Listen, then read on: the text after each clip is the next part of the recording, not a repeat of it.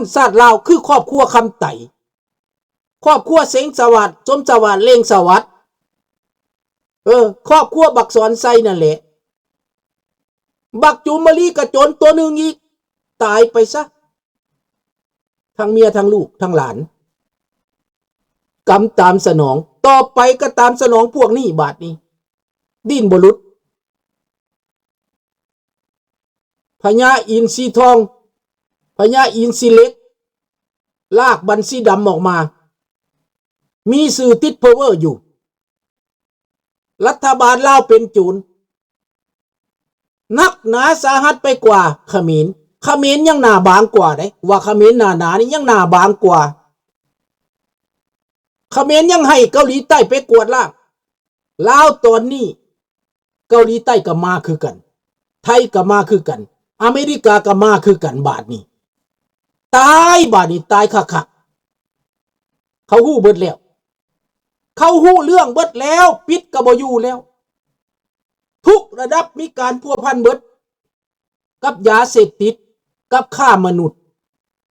กับสอราชบางหลวงกับแก๊งสแกมเมอร์กับแก๊งคอเซ็นเตอร์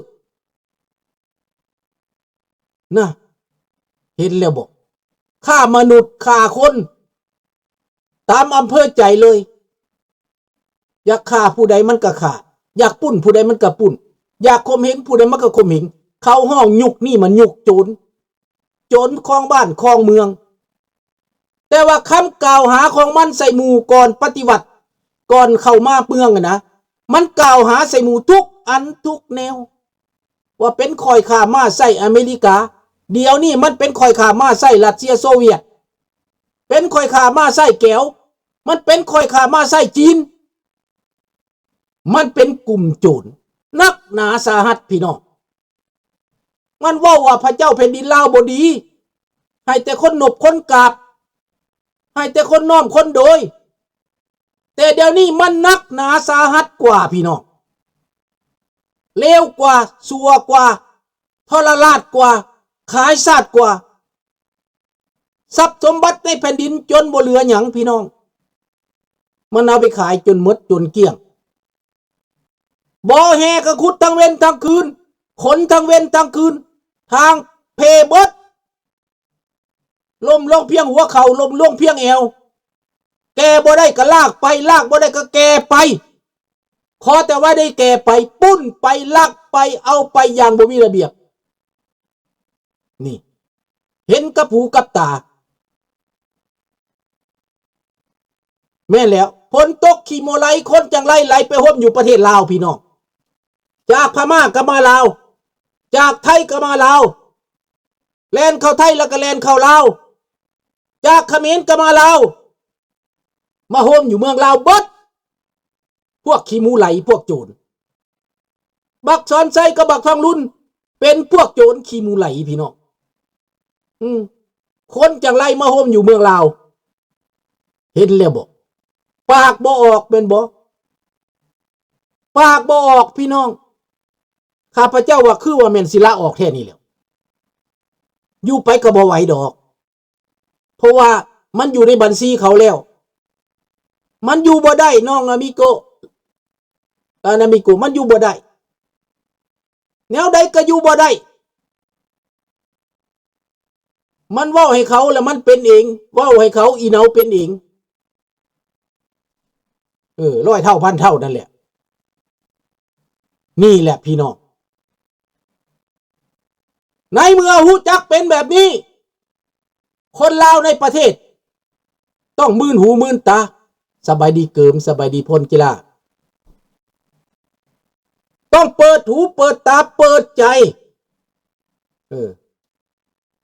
เปิดใจฟัง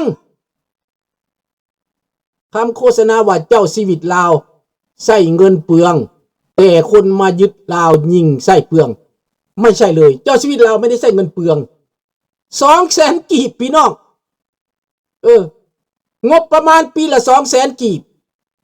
งบประมาณพระเจ้าแผ่นดินลาวไหนบ้านก็ไม่มีนาก็มีท่องเดียวทำนากินพระเจ้าชีวิตลาวน่ะ สวัสดีนรงค์ลาออกแล้วมันบอกขอบใจนรงค์มันอยู่บ่ได้ดอกคนเลวมันอยู่บ่ได้เสี่ยวไผมาก็เป็นคือเก่านั่นแหละผีโตเก่าหมาคอกเดียวกันบ่มีผลงานบ่ถูกตามสากลบ่เข้าหรอกประชาธิปไตยเอาเฉลิมชัยมากกับโตเก่าคำสั่งอันเก่านโยบายอันเก่าความคิดอันเก่าเน่าเหม็นเห็นบ่ล่ะ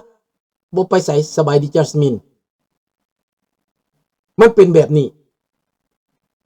แนวพวกโจรสบายดีอันรูเวรกรรมกำลังมาเวรกรรมน้ำสาบแสงวัดองค์ตื้อ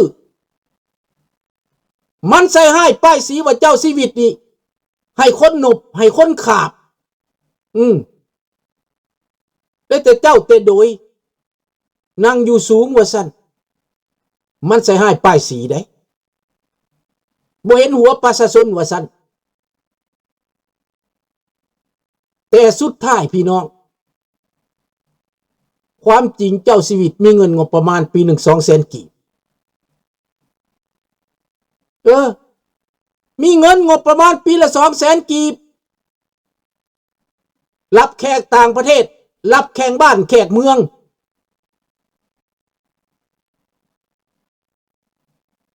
นี่ดังนั้นพระเจ้าพิชีวิตลาวบ่ได้ใส่งบประมาณเปลืองอีหยังแต่มันใส่ให้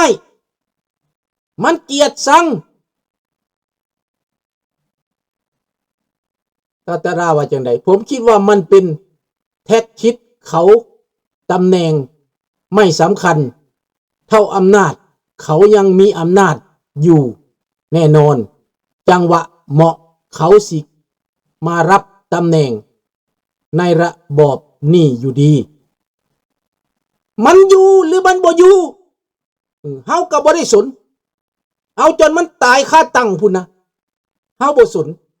เฮาจะนายมันเฮาจะเกลียดชังมันเฮาจะประณามเฮาจะด่ามันไปเรื่อยๆจนมันกินบ่ได้นอนบ่เป็นจนมันอยู่บ่ได้นอนบ่เป็นโลกนี่มันสิเก่งปานใดแม่นไผสิเก่งกว่ากันเรื่องจิตวิทยานี่มันสิมันคงหลายปานใดโจรนี่น่ะหาว่าสนมีโอกาสตรวจมันบ่สนประชาชนเตรียมพร้อมบ่ได้มือนี่เอามือหน้า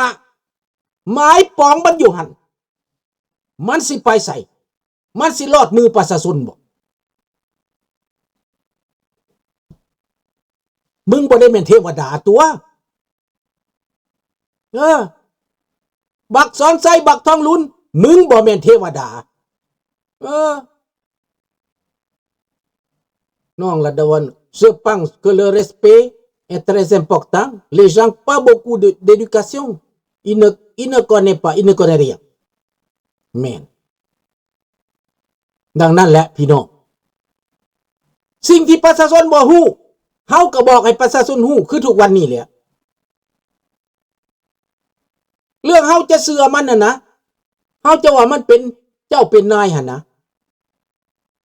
เดี๋ยวนี้ความจริงมันไปถึงทุกบ้านแล้วขี่หลังควายอยู่ก็ได้ยินเขาเจ้าโทรมาเมื่อกี้นี่นะลุงเอ้ยถูกแล้วหลานดีใจอยู่ทงหน้าพี่ก็ฟังได้ลุงนี่นะเดี๋ยวนี้หลานนั่งกินปลาอยู่ทงหน้าพี่นะ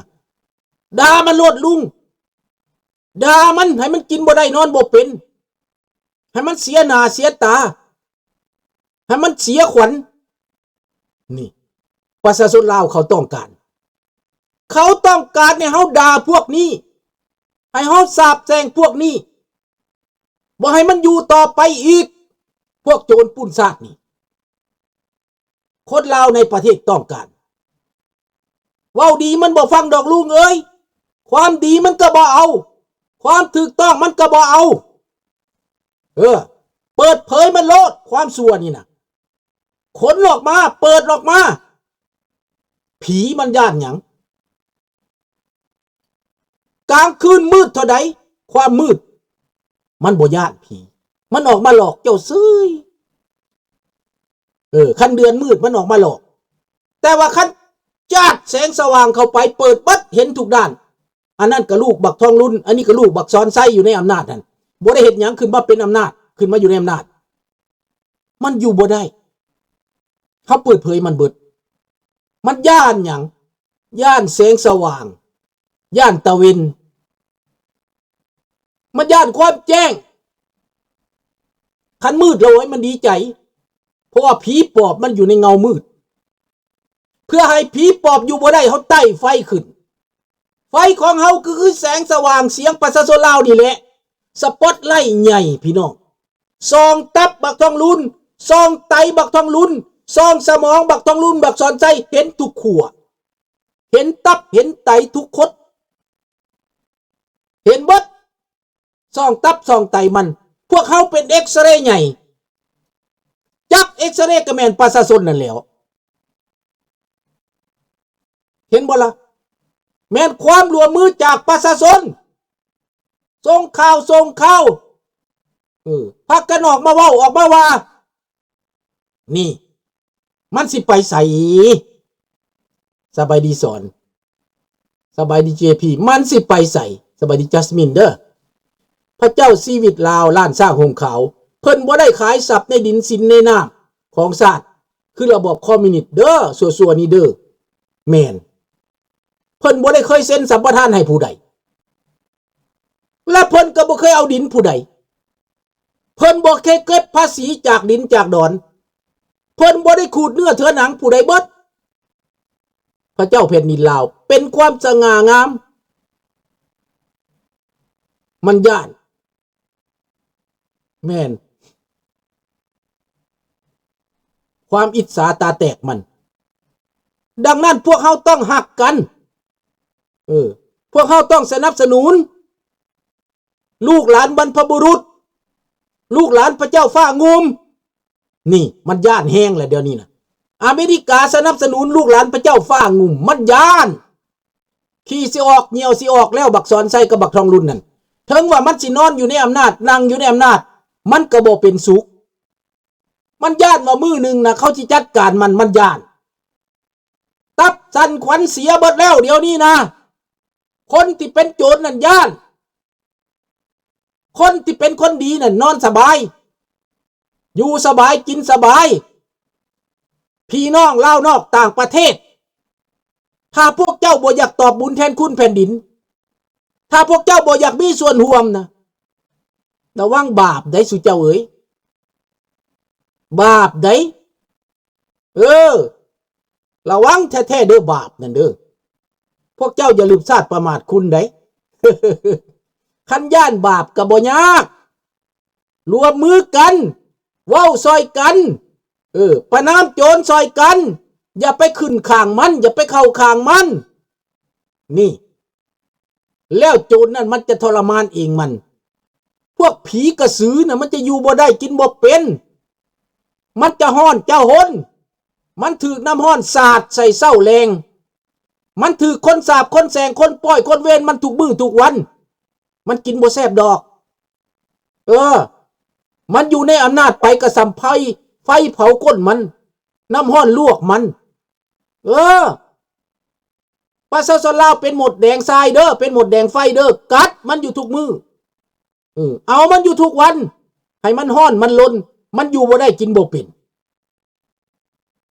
ซึ่งสิแม่นวันเกิดมันก็ยาบักทองลุ่นนั่นสาบแช่งให้มันตายดับตายวายพี่น้องอย่าให้มันอยู่ต่อไปมันหกแผ่นดินมันหกแผ่นดินมันเด็ดแต่ภายในลาวตกอับแบบนี้นะบอกเคยมีในประวัติศาสตร์ที่ลาวจะมาขายศาสตร์แบบนี้ขายสมบัติแบบนี้ลูกหลานจะตกต่ำถึงเพียงนี้ย้อนการนำการปกครองของบักทองลุ่นมา50 ปีนี่ย้ำแล้วย้ำอีกผู้ใดอยากแก้ไขปัญหาผู้ใดอยากให้ชาติเจริญต้องรวมมือกันออกมาประนามบ่ได้ก็ออกมาเอาใจสวยบ่ได้ก็ให้ยกมือให้เนอะพี่น้องเด้อ